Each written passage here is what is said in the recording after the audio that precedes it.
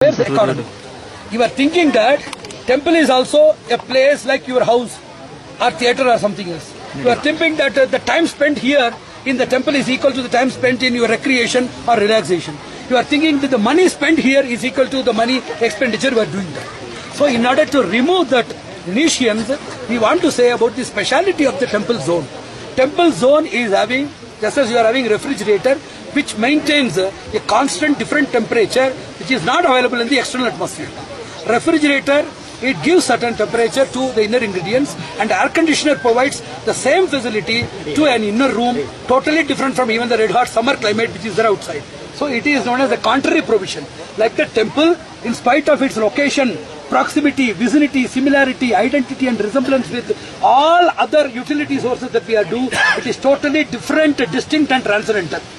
The place here is a shelter from where you can just drive out all of your fears, all of your phobias. The problem is, most of the people, they don't know how to manage the temple. I am giving you a computer. I am giving you a computer with all information. If you don't know the activation of the computer, what is the use of the computer? I am giving you all sophisticated tools. If you don't know the manual of operation, how you can get the benefits from that? Totally impossible. I am giving you a checkbook. If you don't know what the provisions of drawing or the methodology of drawing the money from the bank, you don't know the location, you don't know the approachability and other things, how you can get money from the bank? So everything is methodology. Temple is a source of power, source of solace, source of knowledge. Whatever we are struggling, whatever we are suffocating, whatever we have been dreaming, whatever we have been neglected, rejected, drowned, driven out and kicked and knocked out in the world, everything you can get in abundance in a temple. But unfortunately, we don't know that it is a treasury of what we want. We think that we are contributing to temple without knowing temple is contributing to you. We are thinking that we are supporting the temple instead of knowing the temple is supporting. If a person knows proper temple management, 1 hour of a person's fruitful residence, systematic residence inside a temple is more than enough to carry 10 years of successful and powerful life in all of his various walks of life.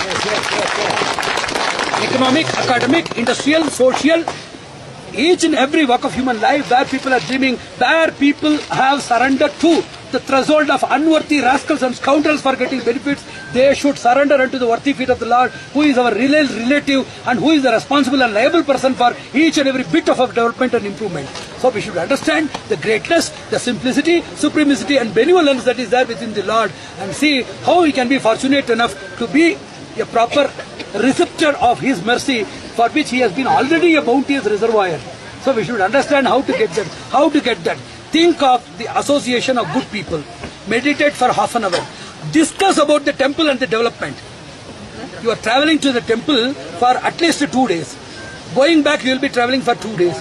You are inside the temple just for 2 or 3 hours. Within this time frame, how much you have thought about God? How much you have thought about your divine unity? How much you have thought about your faults and rectification? How much you have thought about your clandestine nature and falsity?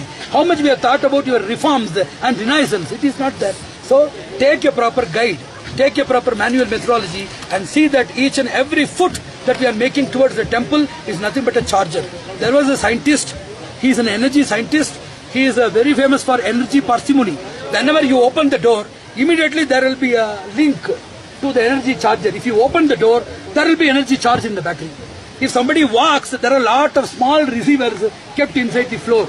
If you walk inside the house, you walk, then the visitors walk, even they walk inside the house, everything will be charging the battery, which is activating all the solar panels, so that the person's electricity or energy need is highly, it is provided by all of these external energy management. So a person who is a good energy saver converts each and every inch of movement or motion by closing the door, opening the door, taking something, placing something, walking, knocking, riding, running, everything is converted into energy. Like that, we should be a clever and prudent authority of energy conservation, reservation, application. Whatever we smell here, whatever the breeze that we are taking, the respiration, everything is fully sourceful, resourceful and powerful. We should understand that. If you properly understand, any beggar coming inside will live as an emperor. Any dependent coming here will be so bounteous so that he can take care of innumerable dependents for the nation, for the welfare of the globe, for institutional development, organizational enrichment, etc. So considering innumerable provisions that God has provided for our development, we should be very much thankful each and every second for His shower of mercy, for which we don't deserve at all. We don't serve, neither serve nor deserve.